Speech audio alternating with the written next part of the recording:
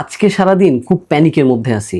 সকালে যে ভূমিকম্পটা হইছে সেটার রেশ এখনো মানে আমি জানি না সবার মন থেকে কাটছে কিনা, কিন্তু আমার মন থেকে এখনো সেটার রেশ কাটে নাই। মানে কতটা ভয় পাইছি তাইলে বুঝেন। যখন ভূমিকম্প হচ্ছিল মনে হচ্ছিল যে হয়তোবা বাঁচার সম্ভাবনা কম, আজকেই হয়তোবা আমাদের শেষ দিন। কিন্তু আল্লাহর রহমতে বেঁচে গেছি। তবে যে ভয়টা পাইছি সেই ভয়টা এখনো আমার মধ্যে বিদ্যমান। আমি জানি না সবাই এটা ভুলে গেছে কিনা, হয়তোবা যতদিন বেঁচে থাকবে কেউ এই ঘটনা ভুলতে পারবে না। তবে এই প্যানিক সিচুয়েশনের মধ্যেও আজকে একটা গুড নিউজ পাইছি আমরা, সেটা হইতেছে বাংলাদেশ এ দল এশিয়া কাপ রাইজিং স্টারের সেমিফাইনালে ভারতকে হারাই দিছে। ম্যাচ জিতছে, তবে বাংলাদেশের যে সচরাচর সহজ সহজ ভুল করে ম্যাচের মধ্যে, সেই ভুলগুলা একদম পুরা ম্যাচে বিদ্যমান ছিল। কি ছিল না ভুলগুলোর মধ্যে?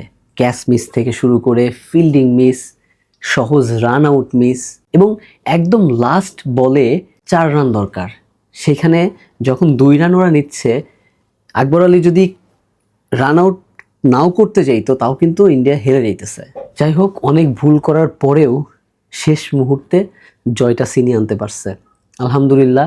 রিপন মণ্ডল এবং সাকলাইনের বল মারাত্মক। রিপন মণ্ডল ফার্স্ট ওভারে অনেক রান দিছে, তারপরেও শেষে এসে সে যেমনি কাম ব্যাক করছে অসাধারণ।